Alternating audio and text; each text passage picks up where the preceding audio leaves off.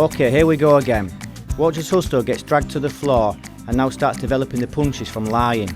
Justo attaches and attacks both opponents before climbing with the monoscala.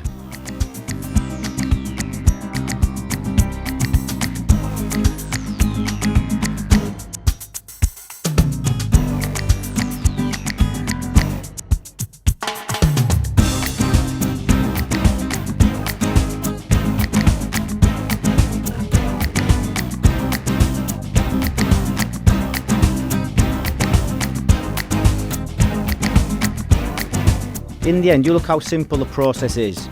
Learn to punch from standing, kneeling, sitting and lying. It's not exactly rocket science, is it? But for some reason it's not common practice either, and it doesn't get any more basic than this. The one difference is that we add a reason and an emotion as to how and why we arrive at these situations.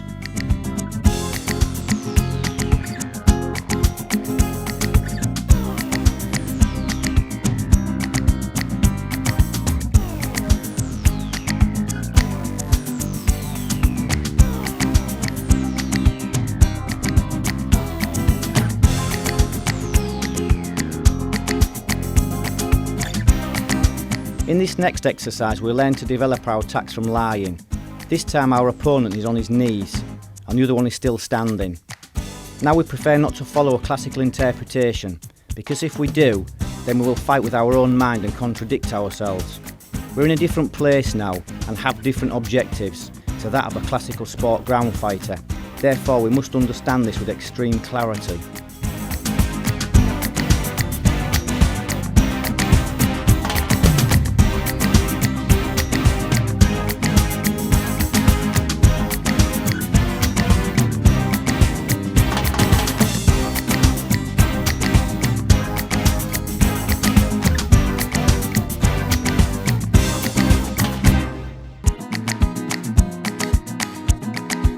Obviously this is a crazy area of study with a million problems. We already know that there are no perfect answers. But we also know that if we don't try and develop this area with a broader mindset, then many obvious applications will remain hidden and continue to elude us.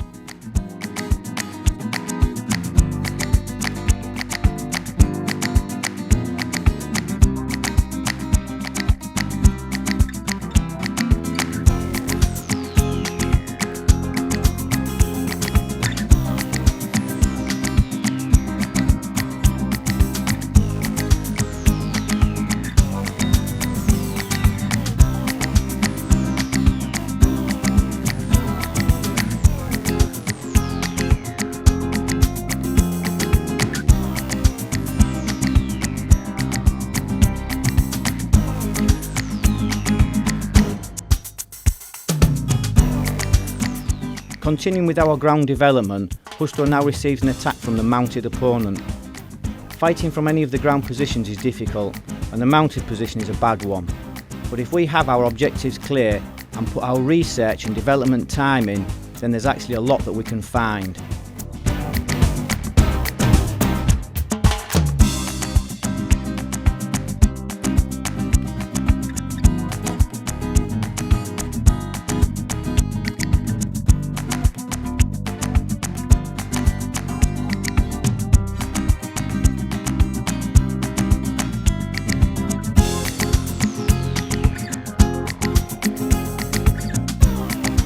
Being dragged around, kicked and punched, and then dragged to the floor is so typical in a street fight.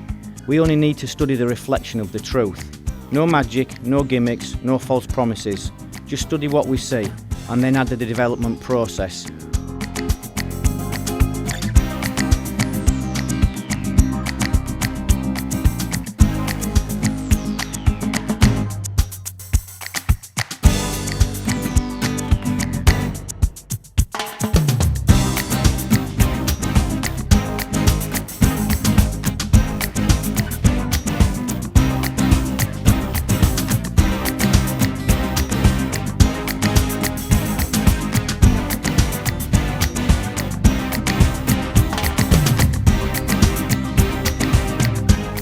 Now the boys develop striking from one of the other major positions whilst on our backs. This is also known as the guard in the sporting world.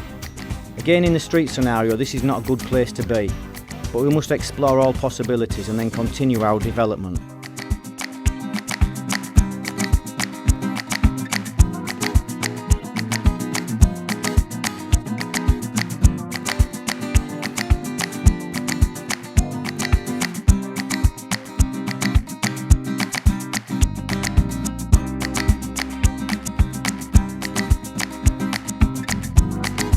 This kind of work is just great and helps us to understand many of the associated problems which are the consequence of fighting on the ground in the street.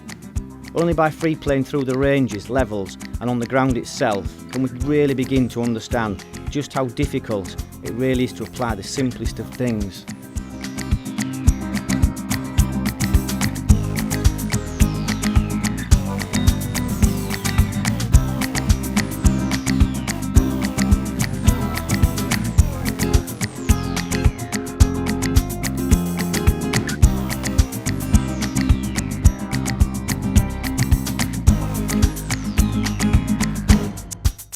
Now the boys connect all 4 areas together in this exercise. It's a simple one, but one that will build great attributes and also help develop what at first seems really easy.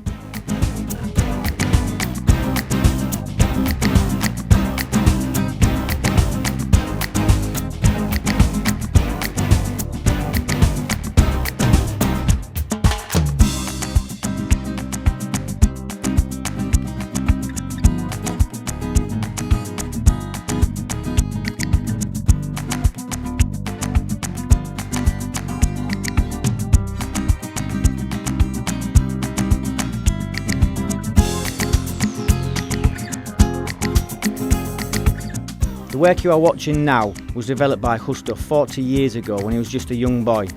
It was a reflection of the streets and what Husto had observed and has continued to develop ever since.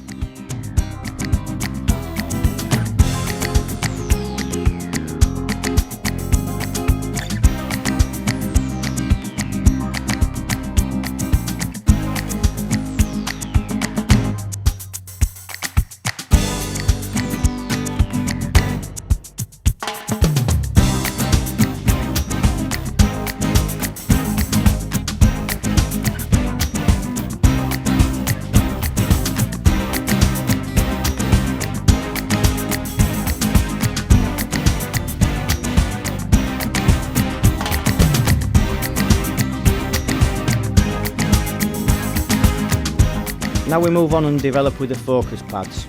The boys now follow the work we've just covered, and in this exercise they destroy the opponent's position too. This is also good training for the opponents, as they need to feel and read the work well in order to give a good feed with the focus pads.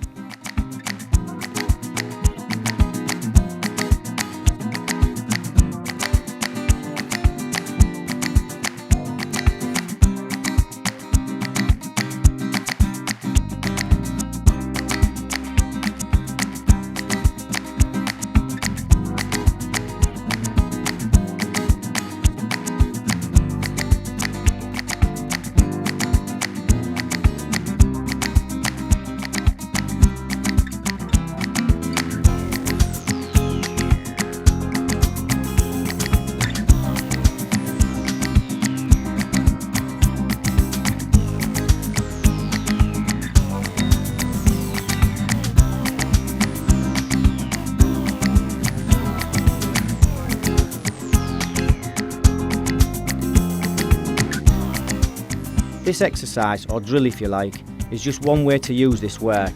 Note, we use the word exercise. That's because it's a means of development and there are 1,000 more in this grade alone, and it's not possible to cover them all here.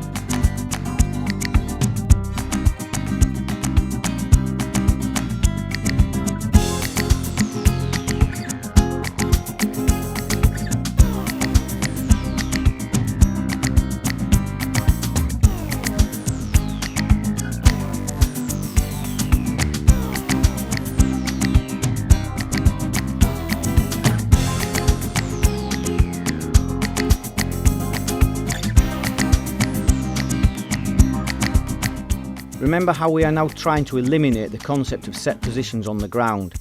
Instead, we are only concerned with destroying the opponent, whether it be from our knees, sitting, or off our backs. This way we don't get lost or chase the wrong objectives. Again, not easy, because we will always try to question and challenge things, but hey, that's what we're trying to do, provoke the mind.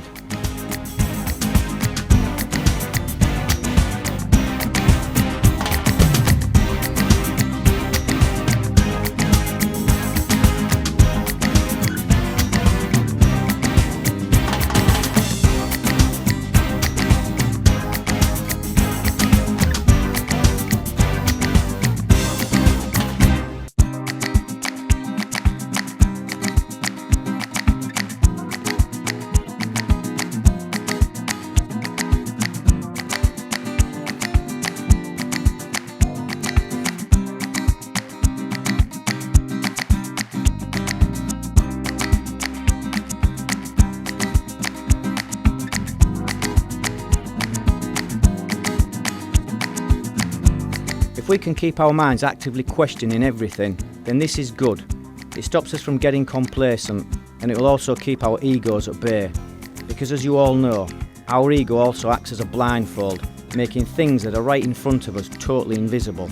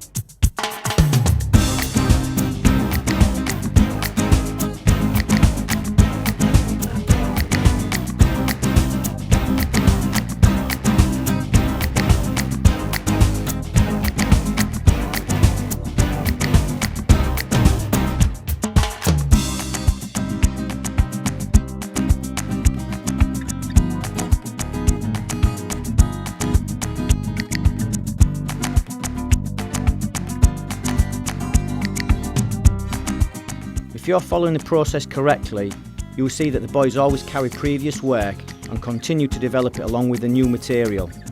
They are constantly destroying the punches, elbows, knees and the kicks, entering, using the human shield and destroying as much as they possibly can within all the areas that they may be transiting through.